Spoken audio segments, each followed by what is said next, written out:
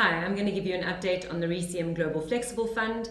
In many respects, this is our flagship fund. It's obviously a multi-asset class, fully flexible fund. It enables us to invest locally or globally across all asset classes, and as a result, if you look at the composition of this fund at any point, it is a fair reflection of where we see value. So the fund has continued to perform well over this quarter, which brings its year-to-date performance to over 20%. And that's obviously a very big shift versus the experience of investors in 2015 and to a certain extent in 2014. And we do think that this does reflect a bit of a turn in the cycle in favor of value investors. So, of course, the resources component of the fund has really been the main driver of performance, but it also was the main portion of the fund which caused pressure over the last few years. So we do see a bit of a shift coming through there, and there is still quite a bit of upside. So we do still retain a meaningful exposure, although we have brought that back, as you might expect, with the prices having rallied so strongly. Of course, those discounts to fair value have narrowed, and that does mean that we have brought back the exposure. But still, if you look at the equity component of the fund, about a third of it is exposed to resources businesses.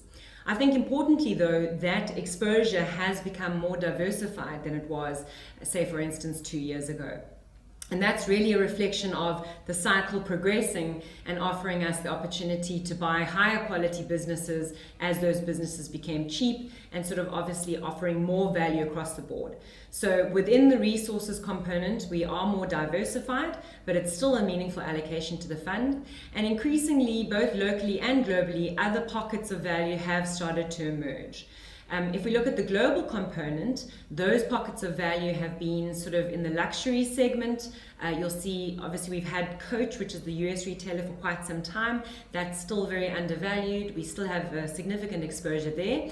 But you'll see names such as Swatch, Hugo Boss creeping in, and also we do have a small allocation to Richemont as well. That's obviously as a result of China slowing down somewhat, and also the terrorist attacks causing less travel to areas such as Europe, and the emerging market currencies being very weak relative to the US dollar. We've also started increasing our exposure to businesses which are industrial businesses, but they often have a segment of their business which is related to the commodity cycle. In many respects, they provide a specialized product or a specialized service to, for instance, mining producers or energy businesses as well. And here I'm talking about businesses such as Alfa Laval, Rotork, Agreco. Those are all businesses that we introduced in the second quarter, and then more recently we bought a small allocation to Australian Laboratory Services, which also is a business which offers services to the minerals and energy industries. Overall though, if you actually look at the asset allocation of the fund, our allocation to the global portion has actually been brought back quite significantly. And there it's really been cash which was sitting on the global side that we've brought back home. And the main reason for this has got to do, of course, with the Rand. It is undervalued, so it doesn't really make sense within a Rand-based portfolio to sit with US dollars where the Rand is obviously quite undervalued relative to that currency. So we've brought that money back to South Africa, sitting in rands, and the bit of global cash that we have still sitting in the fund is not in US dollars, it's actually in euros, in sterling, and in yen, which are all also undervalued relative to the US dollar. So the South African equities component is actually quite a bit bigger than the global equity component. The South African equity component is just over 40%. The global equity component is actually 26.7%.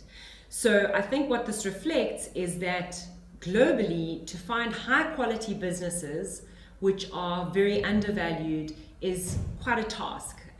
Obviously, quality businesses have been the theme of the day for quite some time now.